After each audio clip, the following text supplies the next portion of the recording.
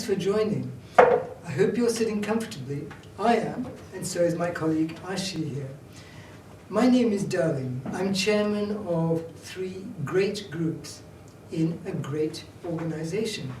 Firstly, the great organization is the BCS, the British Computer Society, which is actually the Chartered Institute for IT in the UK, with a royal patron and so on.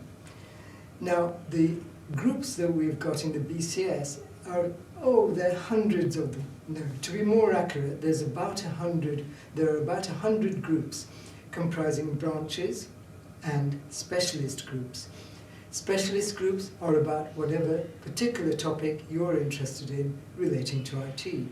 Branches are more general, they're geographic. So we have in London, for example, the BCS London Central branch, the North London branch, and the South London branch. We also have another one which is called West London.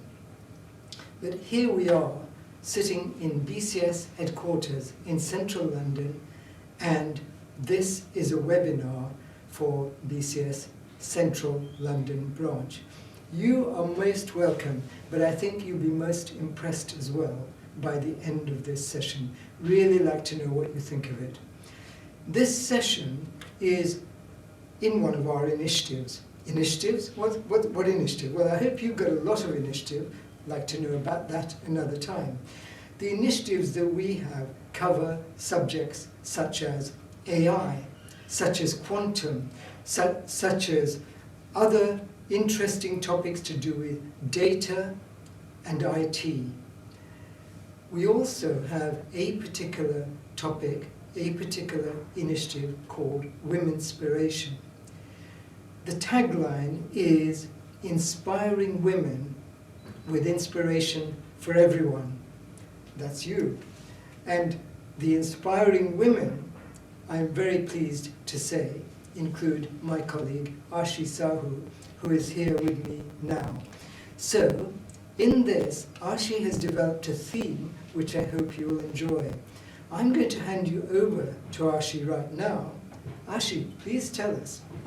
Wominspiration, what's the theme? Hello and welcome, listeners. So, as my colleague already introduced about BCS, so let me tell you, this is a talk show, and as a tech-savvy and content creator, I'm excited to host this talk show which is named as Passport to Success, hosted by me, of course, and launched by BCS Central London branch.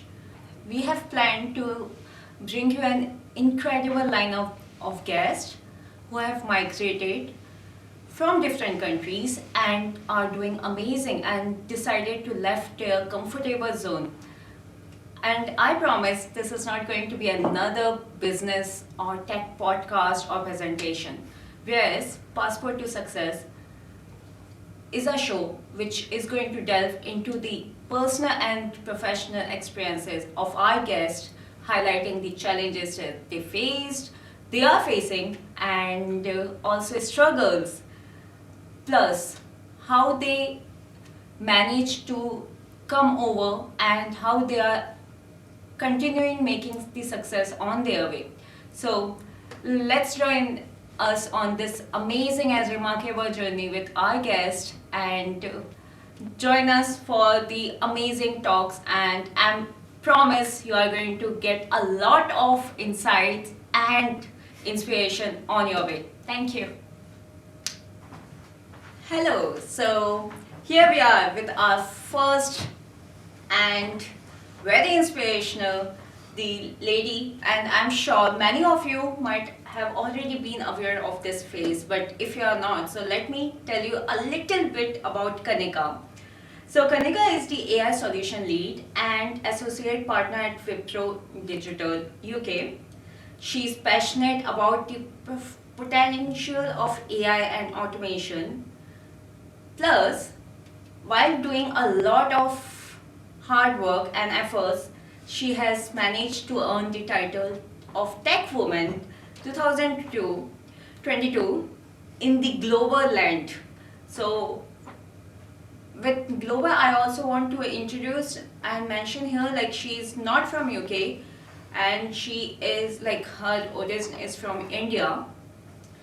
So, plus adding some more feathers to her crown, she has managed to earn the another title, which is iconic businesswoman in 2023. Throughout her journey, she has given the message to live the life you want, not what you got. Uh, Also, who never took no for an answer. This is something I'm really coming to you, Kanika. So she never took no for an answer, but she also learned to say no when it was not serving her. Of course, that's the reason many of the articles describe Kanika as a courageous woman. Last but not the least, I know I could just keep on saying a lot of things because that's what I was like doing, and like just okay, but let me keep the intro short so that we can have more time to have the actual conversation with her.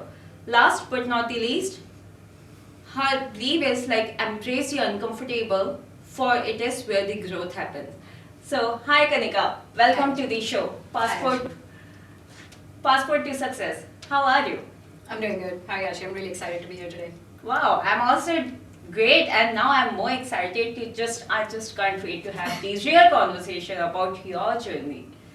So, yeah, please tell us about your childhood and how you could say like your childhood is linked with your current self. Wow, okay. So I grew up in India, very simple, middle class, average Indian family.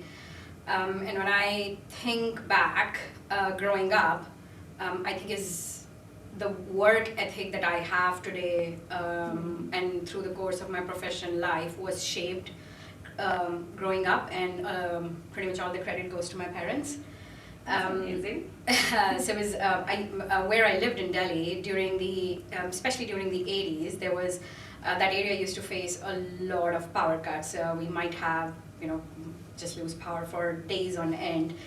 And what I saw was there was never a day where what needed to happen didn't happen. Both my parents worked full time. They took care of us. They made sure we went to school. We came back. They made sure we did our homework, whether there was electricity or not. So we were proficient in doing homework in candlelight if needed to be. Okay. And then through the course of the day, at night, they'll make sure that we're comfortable and we go to bed on time so that we're not tired for the day. Now, working full time, I can imagine how hard that must have been, but there was it was just never an excuse, and I think that partly shaped the work ethic that I developed growing up, which I have carried with me in my professional life as well. Okay, so I can say like this is something you got it from your parents. Absolutely. Amazing. And when was the first time that you left your home and your home country? And how old were you? I think it was for an internship as part of my engineering degree. I went to Germany for the summer, and I must have been about 20 or 21 years old. Oh God, And I was okay. super excited to have that opportunity, got my passport made, first one in the family to go out of the country. Didn't even think about it, I couldn't speak Deutsch, but who cares? That's amazing. And were you all alone? I was alone, yes, yeah. So I, as in my position with the university, I was the only one from my institute at that point in time. Okay. And so was this journey and your leaving of your home and home country, was this something, a choice or a destiny? Good question.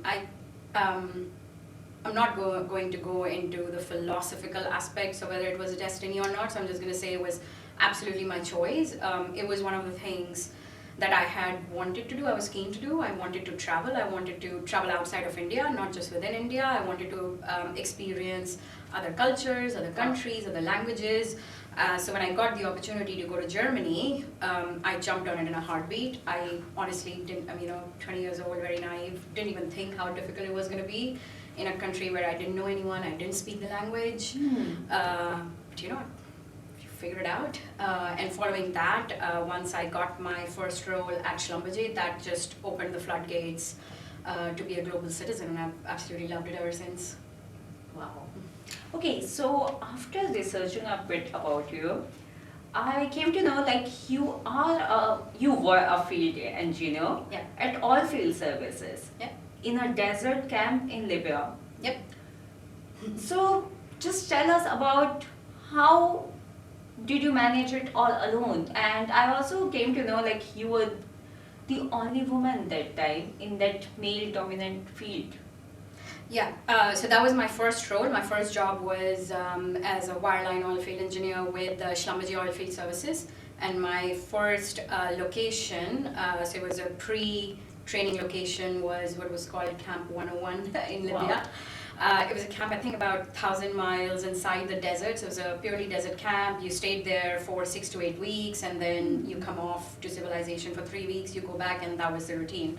At that point in time, I was the only girl on the camp because other female engineers were either away on jobs or they were in their break cycle. Okay. So it was when I first landed there, it was an absolute shock. You know, it was a very different picture than what I had in mind of the role. But obviously, oilfield services have so many different locations, and every location is different, right? So this is where I was. After an initial shock, like you said, I never take no for an answer. I was like, you know what? I don't want to always wonder what if. So I've got 6 weeks here, then I have to go for training. Why don't I just give it a try? Okay. And that's what I did. Just do it kind of attitude. Just do it. I was like, it's only the first week.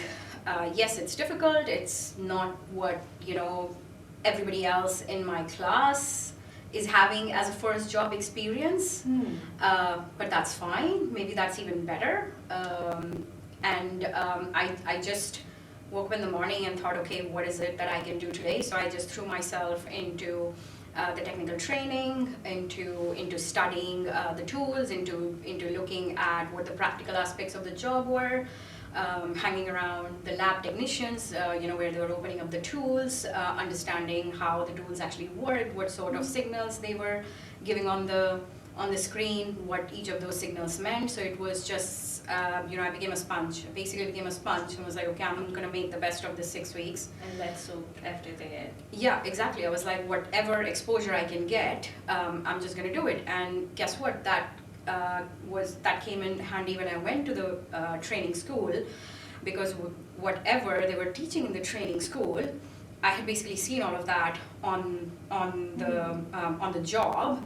And even before they told us what to do, I knew what to do. So that made my training a lot more easier. Actually, the training period was the period where I could soak things at my own pace. I could explore one step further than what I had already done in the 6 weeks in the camp in Libya. And that ended up making me a much better engineer. When I finally got a location, which was in Cairo, I was able to get promoted to an independent engineer much faster than I would have if I didn't have that initial exposure. Wow. So was it something like, can I say it, knowledge is never wasted? Absolutely. Okay.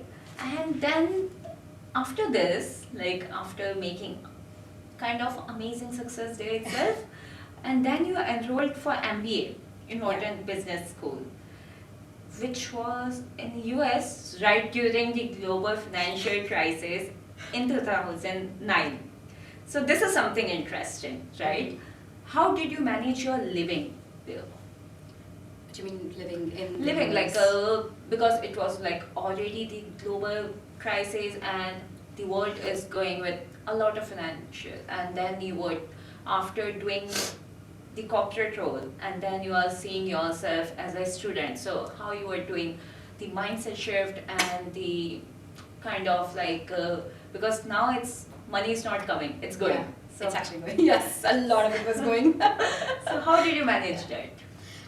You know what, actually being a field engineer and living in the middle of nowhere for 4 years kind of helped with that, because I actually never saw any of my salary. I used to work 7 days a week, always on call. I was living basically in a Schlumberger coverall. So it was a pretty Spartan life anyway. So when I moved to the business school, I didn't feel like I had to significantly cut down on my lifestyle. I actually felt there was an uplift in my lifestyle, because now instead of living on trucks and on the rigs, I was actually back into the civilization. I think I might have been the only person like super thrilled about it, just being back to the civilization.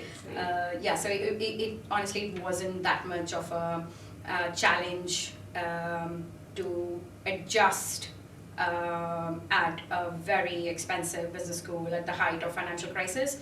I think what was the challenge was shifting to a completely different pace of life, and what was expected, because coming from my job, where if I went to the base in the morning, I didn't know if I was coming back home. I always had a bag in my car, in the boot of my car, ready to go. I might go and they tell me you're going for 2 days. I might come back after 2 weeks. So there was no certainty. There were no times of work. There was like, you sleep when you sleep. The rig doesn't wait. So if you have to start at 2 a.m., you start at 2 a.m. You go for whatever, 36, 48, 72 hours.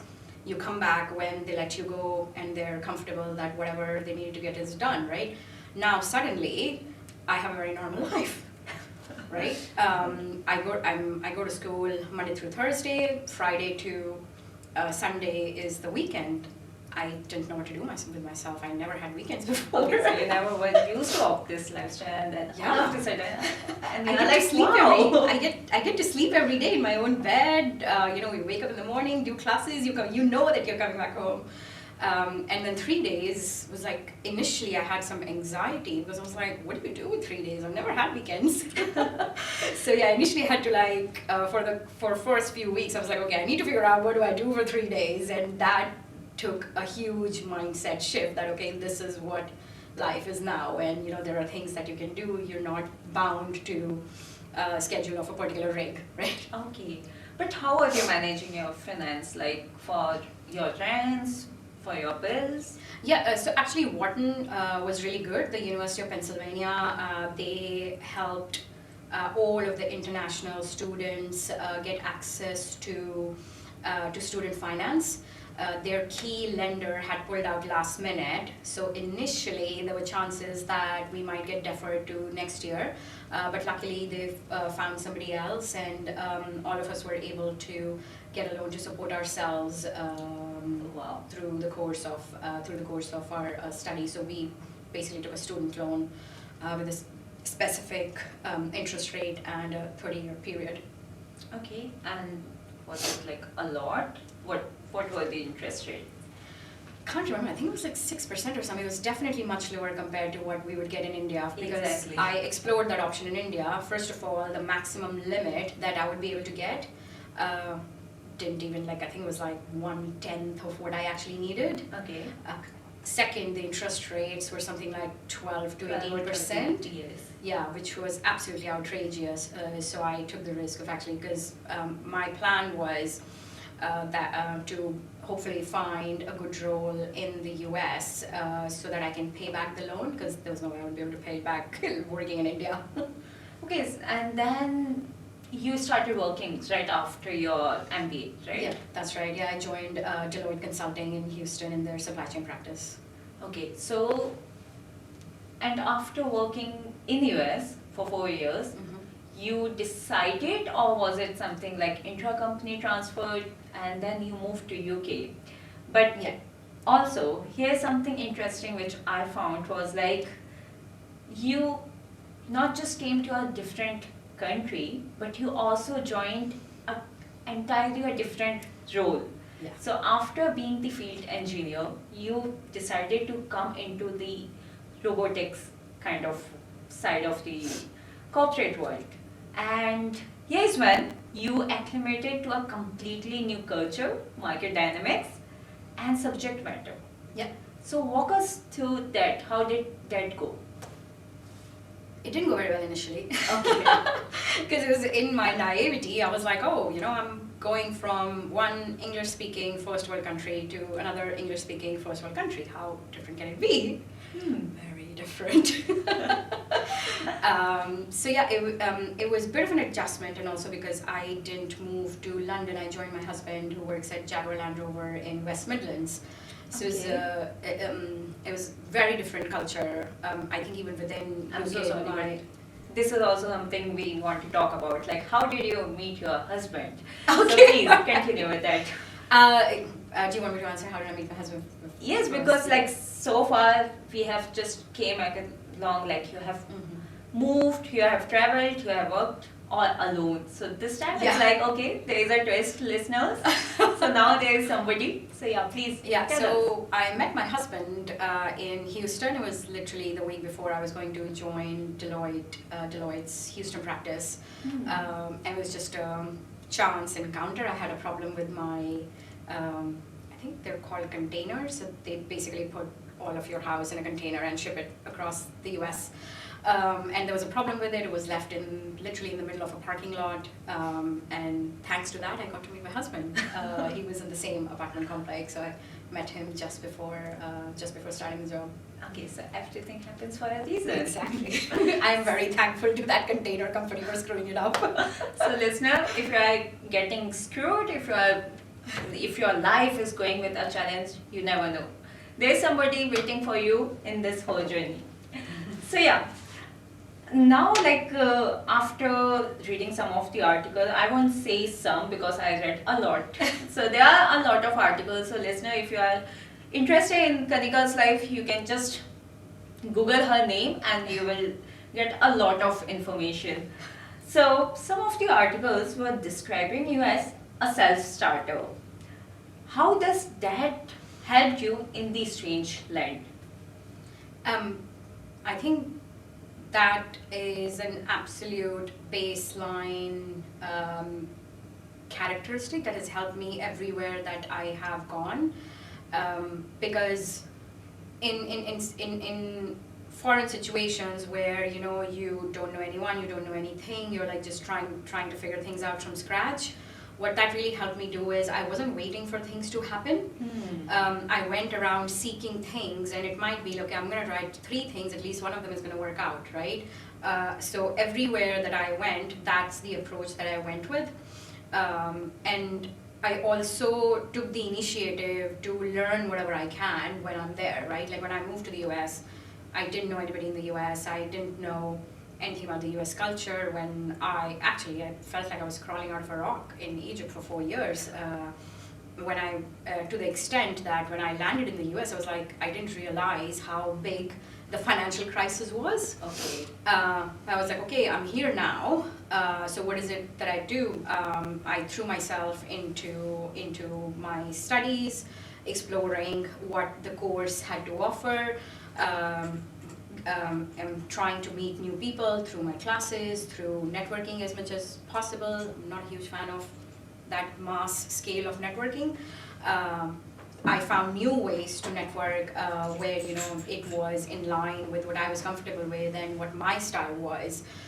So absolutely got to meet some amazing people, who were absolutely inspiring in everything that they had done even before they got to the business school, and then the things that they were doing in business school. And same thing when I got to Cairo, it was a very foreign experience, completely new job, completely new team. I felt like I had kind of found my way in the camp. Then I got thrown into the training for 3 months, made great friends with my class in the training. But then now there's like a huge, completely different set of people and completely different factors in another new place, right? So initially my approach is, usually I've moved to these places for work, so I always start with work, and like I talked about my work ethic. So I start with that. I try and learn as much as possible and try and figure out, okay, what is it that I need to do today? And you don't have to have everything mapped out, right? You wake up in the morning and you decide what is the best that I can do today, like what is it that I need to accomplish today, right? And that approach was extremely, extremely helpful because in a very short period of time, it got me the respect from not just my colleagues, but my crews, where it made my life so much easier. I mean, I still remember my first day at Cairo.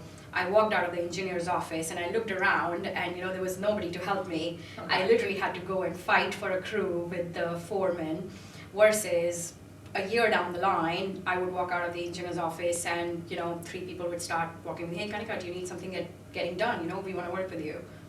Amazing. And you know what I got it from this amazing story is like you're the whole yourself, like you always have to back up your own back. So That's a good way to explain it. exactly. Thanks, And also something which piqued my interest is like you said like there are your ways of networking. What are your ways of networking? I didn't think you would pick up on that, but that's really good. Yeah, so I am not an extroverted person. Okay. So initially when I landed at Wharton, I think in 3 days I heard the word networking like 300 times. Oh God, okay. And I was like, one more time somebody tells me to go network, I honestly want to kill someone. And I found it really overwhelming because everything was new. I've been in US for like 3 days, I'm jet lagged and I've met like 500 people. I can't remember 5 names and everybody just keeps telling me to network. Everything is at a pub where I cannot hear anyone, they can't hear me. Okay. And obviously they have met 500 people. There's no way they remember what I said to them, right? Or what any of these 500 other people said to them. So I realized very quickly that that wasn't my style of networking. I don't feel comfortable with 500 people in a room and just making my way through the room, right? That's not my personality, that's not my style. So I was like, okay, I'm here. I really want to make use of this opportunity, but this can't be the only way. There's got to be a different way. So I started doing smaller group activities. Okay. So Wharton is really active. They have loads of different clubs, and every single club is hyperactive. I joined the clubs that I was interested in, either based on my previous experience or what I wanted to do after Wharton. I attended their smaller group networking sessions. I came up with just like initiatives of my own. It was like, okay, let's just go and practice cases, and found a few people coming together. So it was because that's the way that I engage and I connect with people better. So instead of just relying on what was on The mass networking, offer, you are more kind of yeah. like one-to-one person? It doesn't have to be one-to-one. If it's like maybe 5 people, but I can't deal with 50, because I think I myself used to feel guilty because I can't pay attention to 50 people. I don't remember what they said. So that doesn't lead to an continuing conversation the next day. Versus if it's me and 4 other people, I get to connect better, I get to engage better, I get to remember better, and I feel like, at least for me, that resulted in longer term relationships. 10 years on, there are still people that I'm great friends with, even though they're basically all over the globe. Amazing, because even that's my own networking strategy and approach to you all. Like how I do networking is like I don't intend to make connections. I make relations. So even if I'm into the networking event of 500 people, I would just target 5 people. Absolutely. And we'll just make relation. Okay. Yeah. And like I'm not very good with remembering names. So even that's a task which I always give to myself. Okay, you have to at least remember 5 names. Yeah, and I think that's a really, really important point, because in today's times, you have to network. Whatever role, whatever job that you are in, networking is going to be a key aspect of your career progression and career trajectory, right? So you can't shy away from networking. But what you can absolutely do is make it work for you. So you don't have to do what everybody else is doing. Don't follow the herd, right?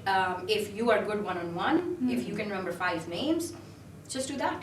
Exactly. Right? It's just like find your style of networking. Absolutely. Okay, so I'm so sorry to bring this up, but this is a dark question, which I really want listener to know, because it's like a lot of tips which I think so you can give on this, and which is like, while researching about you, I came to know that relocating to the UK and pivoting to a completely different area of expertise and industry, you faced burnout, anxiety, and I also found like which something just piqued my interest was the clinical depression. So how did you deal with that, and how did you come over and like to a person that we are seeing here? Yeah, so there is a longer backstory and learnings from that experience in my article, which hopefully can we find a link to that? Yes, definitely. This talk. So I would recommend taking a look at this, but first and foremost, prevention is better than cure, right? So hopefully pay attention and don't end up in that situation. So everybody who's watching, I really hope that you don't have to go through that.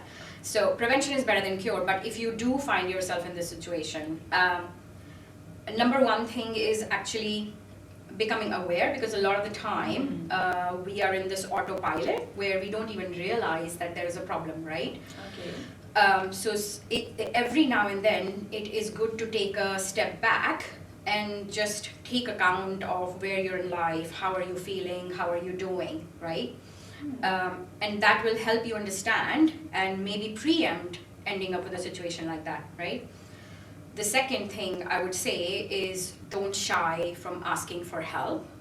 We are very lucky that we're at a point in time where there is a lot more awareness about a lot of these issues. I mean, growing up, I don't think I heard any of these terms. That's true. Right? I don't think any of us had, like just 10 years ago, you would have lot less awareness about what is anxiety or what is burnout, right? Exactly. Or what is clinical depression. So do not shy away from asking for help, whether it is your family or it's at work, right? So find those support mechanisms, and if you don't know where to start, you start with your GP, right? And other than that, I mean, this whole thing can be another half an hour talk as well. I would say you have to accept where you are and you have to start where you are, right? Like, let's give, for an example, if you wanted to run a marathon, right? You don't start by running 26 miles today. If you've never run before, you start running a mile 3 times a week. And then that's how you build your mileage over months or possibly a course of a year.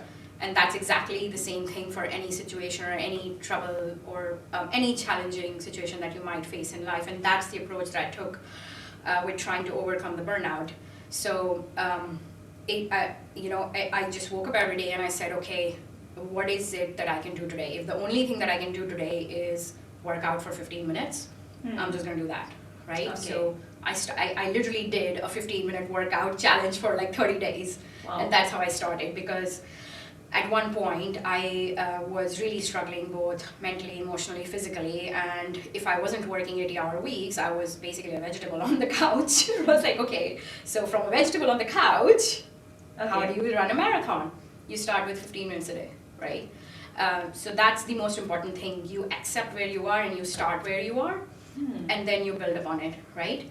And I think the other thing that we need to let go is this notion of overnight success or overnight transformation. There is no overnight success or transformation. I mean, take any celebrity, whether it's a sports star, it's a tennis star, cricket star, football, whatever you follow, right? You think that they broke out at the age of 18. What you don't know is the struggle they've been going through for the last 14 years, exactly. Right? The 18-hour training days that they've been doing for 14 years, after which they became an overnight success at 18. And that's exactly was something that I needed to come to terms with it as well, that it takes time. It took time for me to get to that point, right? It took years and years of not having boundaries and working really long days and weekends to get to that point. I wasn't going to get out of it in a week, right? So I started where I was. I slowly built upon it. I put boundaries in place, and I think slowly I started to see changes. Over a year and a half, I saw my stress migraines reduced. Over 2 years, I saw my strength and my physical fitness got a lot better. My body could take a lot more. My mental health and my resilience was a lot better. So it takes time. So give yourself that time. It's okay to give yourself time.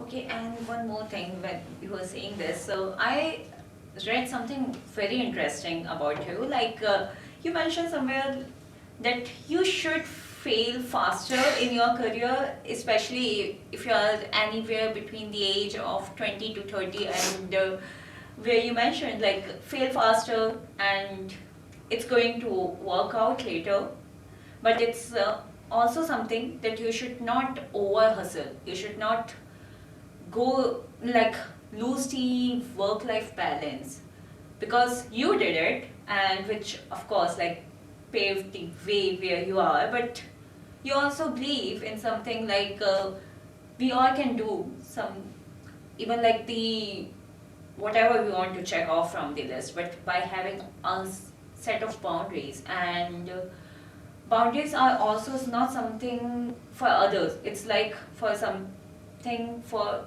us to follow. Like for example, if we don't have to use the phone, so even if you are putting any kind of filters or limits on, for example, if I take Instagram, if we put a limit on Instagram like 15 minutes, so if we don't have that kind of control on ourselves, we are going to just ignore, and because sometimes even I do that cheating, and I do it, like just ignore the limit for an entire day, and then I question myself at the end of the day, why did you do that? And again, I'm coming to the bed like feeling miserable about it, like okay. And so just to describe in short, like always have boundaries, and boundaries are not something for others or for app or for kind of like okay,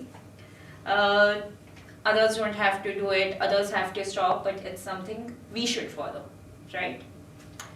Yeah, so I think there are two different questions in there. One is about the failures, and I think the other is about setting boundaries. Was that your intent as well? Yeah, okay. So I think in terms of failure, if you've never failed, you're probably just too comfortable, right? Exactly. You've never stepped out of your comfort zone. And if you haven't done that, you don't learn things about yourself. It's just, it's going to be like comfortable, cushy life, but you would probably feel like you've not fully lived, you've not explored your horizons, right? That's true. I think I failed miserably at everything that I did, especially after I left school. Oh God, even I describe failure as my best teacher, because it's like the happy moment and like the success path is not going to teach us. We are not going to even research. We are not going to ask like how we are going to figure this out, because it's like okay, it worked. That's it. Forget about teaching. Life is never going to be a straight line. Nobody's life is a straight line, whether you're a millionaire, billionaire, whoever you are, you're a Hollywood celebrity, nobody's life is a straight line. You're ultimately going to get tripped up, and you wouldn't have built any resilience, you wouldn't have built any faith in yourself if you never failed as well, right? It was my dream to get into IIT, right? The first time I tried, I didn't get through. Guess what? I didn't give up. I have some amazing friends who are literally an inspiration to me. They've tried 3 times. They didn't take no for an answer. They failed, they got in, right? When I finally got to IIT, the pace was too fast for me. I absolutely bombed the first year. I was like, that's fine, I've got 4.5 to make up. Okay. Right? And every semester I did a little better, a little better, a little better. Not just in IT, your profile also says like you are IITian. So IIT. Yes, I mean IIT. So if the listener don't know about IIT, do you mind giving them a little bit intro, because we are doing it in UK, we are not in India. Yeah, that's true. So the IITs actually stand for Indian Institute of Technologies. They are the preeminent engineering institutions in India. I remember this stat might be a little bit old, but around 300,000 kids used to sit the Exactly. All India entrance exam, and I think the acceptance rate was something like 0.1%. Now they have pretty much doubled the number of IITs, and there's a lot more support, and they've worked on the entrance exam as well to make it a little bit more achievable and give more students the opportunity as well. But yeah, I think just given the population of India, it is still one of the most competitive exams that you can ever sit. And kids used to study for like 3-4 years just to crack the exam, and that's just to get in. The real trouble is once you get in, it doesn't get any easier, right? That's when it actually gets tougher. So then whether you're a 4-year course or a 5-year course, then you've got your work cut out for you once you get in. I think so. We can have the entire show dedicated to just struggle stories of IIT, because when I got some friends from IIT and they talk a lot about, but more than the studies, it's like the stories of IIT. Struggle stories and the learning that you people figure it out. Absolutely. 5 best years of my life ever, yeah. Okay. Despite all the struggle. I mean, when I was graduating, if they would have let me stay on the campus, I would have stayed on campus. I loved it that much. Amazing. So yeah, now again, coming back to the present, which is like, what is the structured approach to drive growth in your current role, which is automation intelligence? So I think that would have to depend on the company, the portfolio, and the team. To give you an example, when I took over Atos's intelligent automation team a couple of years ago, one of the challenges that we had was our portfolio wasn't growing at the rate that we would have liked. Our team was, we had a very, very small team. And in a very fast growing area, right? So it's a little bit of a tougher problem to have, where you have a lot of opportunity, but you don't have the portfolio or the team to actually capitalize on that opportunity, right? So for me, it was a multifaceted approach. I wanted to focus on building the delivery and the pipeline portfolio, because there is no case studies, there's no testament to the capability if you don't have the delivery right. So you need to get the delivery right. In parallel, you need to drive the sales and the pipeline engine. But then on the other hand, you also need to focus on building the team that will deliver that pipeline, right? Okay. So we went very, very aggressive on building the team the first year, so the first 12 months. I think it was at one point I was probably spending 50% of my time recruiting. Wow. In parallel, I was working with all of the account and the industry leads to try and scout for the opportunities and conversations, right? Because the way sales is, you have 20 conversations, maybe 2 of them will capitalize, right? So that was my approach for growth in that particular role. But I think if you have a different situation, or a company or a team in a different type of situation, you probably have to figure out what's the best strategy for that particular role. Amazing. And this is also something new for you as well, right? Because when I say new, it's like, of course, the sales role and all these role expertise you got, but into the field of intelligent automation. So do you want to say something on that part? Because how you can link the career change, if I would say. Yeah, sure. Yeah, so I started my career in consulting as a supply chain professional, which was building upon my oil and gas experience in Libya and Egypt. But when I moved to the UK, I chose to re-pivot myself as a sourcing and procurement professional in financial services industry, because extractive industries and oil and gas is just not that big an area in the UK for obvious reasons. And as I was learning more and more about digital supply chain, just digital piqued my interest quite a lot. So I went around scouting for network and opportunity within Deloitte. I mean, it's a fantastic firm, does a lot of great work. There were teams working on obviously automation. There were teams working on what was Bitcoin? Cryptocurrency. There were teams working on blockchain. There were teams working on crowdsourcing. So I found my ways and had multiple different conversations to actually understand what all of these areas are, what is the opportunity in the area, you know, what the firm is doing, and that's how I found my way to the new robotics and cognitive automation team that was being set up. And I had read about RPA before, found it really interesting, especially the versatility of the solution. Which was, you know, I mean, RPA is RPA. It doesn't matter what industry it is, because when I talk to the clients also, a lot of the times people are like, you haven't worked in this particular industry, you know. It's like, it doesn't matter. You know, there is a specific characteristic. If you tell me what you want to do, I can tell you on the spot whether RPA or intelligent automation or, you know, machine learning is a better fit for you. So I absolutely loved the topic and made the jump into intelligent automation and never stopped. Okay, so if you're somebody who is going through with this career change, and if you're thinking like, okay, you don't have expertise and you're getting rejection as well, so you know what to say, right? So can I say this, like every experience, failure, knowledge is going to help you somewhere. Absolutely, and again, same thing, right?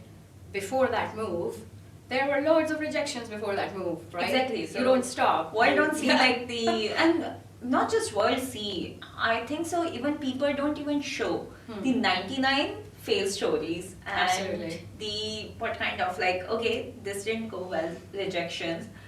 But, and anyhow, I totally believe person don't even need 100 opportunity. It's just one successful job offer, one successful Absolutely. kind of like that interview, and boom, that's it. I mean, if there is something that you are passionate about and you know that you want to do, it doesn't matter, the rejections don't matter, just find the next step, you know, take the feedback based on the rejection, whether it was your skill set, whether it was your CV, whether it was how you presented yourself, whether it was the preparation for your interview. Take the feedback, work on it, and move forward, right? And that's where I want to link in the point around failures, which is what comes in. When you build that resilience, it becomes an autopilot process, right? You don't sit and wallow in that misery, oh my God, I got rejected again, what am I going to do, I'm useless, right? No, you move on, right? Amazing. It's all white noise. That's failure. Every failure tells you what not to do, right? Okay. And just find the next step, next best step, and keep progressing. Okay, I'm not going to ask you my next question because it says like, I was about to ask you some of the insights about a day in the life of a leader, which I think so you already described in a very graceful and in a very, what to say, like inspiring and in bit-sized information you have given, which I'm sure listeners are going to be very grateful for. So yeah, my last question would be, before we start to close this session out, it's like you are kind of a role model, and not just in IT, I would say in every part of the life, even in your personal life, where you were like, okay, you decided being a strong, independent woman. I'm sure there would be a time where even your own family was supporting. I don't know if I'm right in saying that, but there was some time where even they go like off the track and you have to back yourself up, because you have to go back to the start in your mind, not actually in the journey, to go for like why you have started. So always supporting and backing up and be your own cheerleader, which is very strong. So yes, coming back to the point where I'm saying like you are the role model, and which often will see it as if like, okay, this is just a title, but I'm sure there is like more than the struggle, there's a mindset which is involved. and to carry this title, because the journey doesn't stop after receiving titles. It's something like you are starting your journey. So you have to be humble. You have to be like, even sometimes you have to just cut off from the world, cut off from the people, but you can't do it because then you think like, no, you are inspiring others. So how did that go? I don't think I ever thought that I am going to set out to be a role model. I'm really grateful for that comment. But I think it's more about having that self-belief and ignoring all the white noise and say, I want to do this, and I'm going to do this, right? So there were a number of times where absolutely my family was freaking out. They were like, when are you going to get married? Oh God, yeah. Well, when I got into Wharton, you know, I'm pretty sure everybody else's families were jumping up and down. My mom was like, do you really need to do this? You know, you already, with the profile that you have, there's no way we're ever going to find a boy for you if you go and do this as well. So she was like, do you really need to now go and do an MBA as well? The good thing was I was really good at ignoring everything. So yeah, just like, you know, it's just like a horse in a race, you know, put your blinkers on, focus on what you want to do and what you set to do. Ignore everything as white noise, and especially as women and Asian women, everything is not perfect. But instead, you know, we've come a long way. Even I see in the last 15, 20 years since I started my career, I see a huge shift in the perspectives. You know, I mean, when I started back in Schlumberger, there were situations where I had to question, you know, why am I here and doing this to myself, right? Compared to where we are now, where there is a lot of work still to be done, but we are making progress, right? But what you don't want to do is to let that limit you, right? So I always say that don't let anybody decide what you can or cannot do. You decide what you want to do, right? Yes, you might have to work a little bit harder. You might have to go about it a circuitous way, but you decide what you want to do. Don't take no for an answer. Wow, right? Amazing. Even I'm going to make some notes for this. Definitely, you will be seeing me after this conversation. I would be sitting there making notes. So if you are a listener and if you are really interested in career change, you know to whom to follow, to whom to come, and yeah, being respectful of your time. So my last two questions would be like, what actionable advice you could pass to our listeners? I think we've actually talked through some of these through the course of the session as well, but I would say you know, the only thing that you need is for you to believe in yourself, right? Okay. Don't be dependent on what is happening outside. Are you getting external validation? Do you have support? The only person you need to be a cheerleader is you should be the one person you know, cheerleading for yourself. Obviously, don't take no for an answer, but do understand when you should say no. It's a fine balance. So that's something that you know you figure out in your career and your life and see what works for you. You know, somebody needs to sleep 3 hours. You know, it doesn't work for everybody. You might need to sleep 8 hours, and there's nothing wrong with that, Exactly. right? So yeah, absolutely figure out what works for you. Set those boundaries, and you know, build the life, both personal and professional, that works for you, and that's absolutely your responsibility, right? It's your life. That's true. And I don't want to highlight any kind of difference between the male and female kind of, so I'm not going to go into that kind of fight. But yes, listener, if these words are coming from female, so you can actually link yourself, because sometimes even our loved ones, because of this care, concern, they not willingly, but they also try to just make us sit in that comfortable zone, and they also like, okay, come back, okay, slow down. I know like slowing down is good sometimes, but it's not something I would say stopping there. Just slow down. And as the example that you have given, like the marathon race, so even how I take it, like if you are in a journey, so slow down, it's like just in that moment, stop and keep running, practicing, warming up, but don't just sit.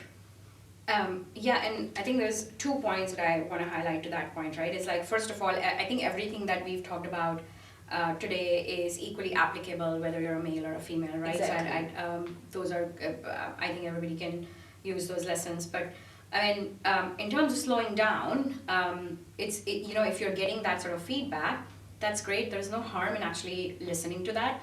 Yes. To give you an example, in my first week in the camp in Libya, my mother was like, come back, Oh God, okay. right? And that actually made things harder because now I had an out option.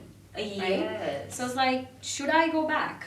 Oh yes. That question. And I did have to spend a lot of time thinking whether it's the right time to quit. There's no harm in quitting. You know, there is no bad decisions in life. There's only choices. And at that point in time, it was like I'm one week in. If I had been a year in, I would have probably taken that out option. Wow. But after Okay. 1 week, I decided I hadn't given it enough time.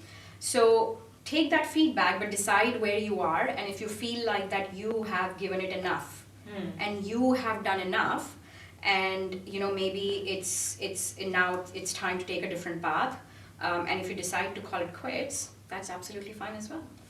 Wow, I'm actually listening and getting a lot of insightful advice. So now my last question for the day is like, what are the words that you live by? That's a difficult one. That's a very difficult one. I think I've said a lot of those in the past hour, but I would say, yeah, my absolute mantra is you don't let anybody decide what you can or cannot do or be. You decide what you want to do. Wow. I think that's like one mantra that I've always lived by, whether it's circumstances, it's people, whatever it is, you know, life situation, whatever it is, you decide. You take charge, take control, and decide. Yes, take the ownership kind of, and like let's everything is going to figure its own way out. So thanks a lot, Kanika, and I'm sure it's going to be a very insightful and interesting plus helpful session. So if you want to connect with Kanika, Kanika is having her presence all over the social media, especially on LinkedIn, and I would be attaching the contact details of Kanika, and yeah, keep watching, keep listening. Thank you so much for your time. Thanks everyone for listening. Wow, I really enjoyed that. Didn't you? I mean, how could you not? But before you rush off to look for jobs in the desert, take note of some of those fantastic points that you've learnt from this session, because there is so much good advice. The basic advice I've taken away from that is be yourself, decide what you want to do and go for it. It's still not easy to practice, but in Kanika you find somebody who has practiced it and is practicing it. And it was also very revealing to hear Aashi mention about Kanika's burnout, wasn't it? Because that's something you don't normally think about. You think about success stories, about stories of people who go on and on and on. But there is a great humanity to all of us, and that was really illustrated very well in that session, I thought. So, Wominspiration, inspiring women with inspiration for everyone. And I think a lot of inspiration must have come your way. Make use of it, pass it on, let's share with others, let's all benefit from it. So finally, I would just like to add my thanks to Kanika and to Aashi, and also look out for the references to the articles and so on, which Aashi will put attached to this. And keep on being yourself, keep going forward. See you next time. Thank you so much.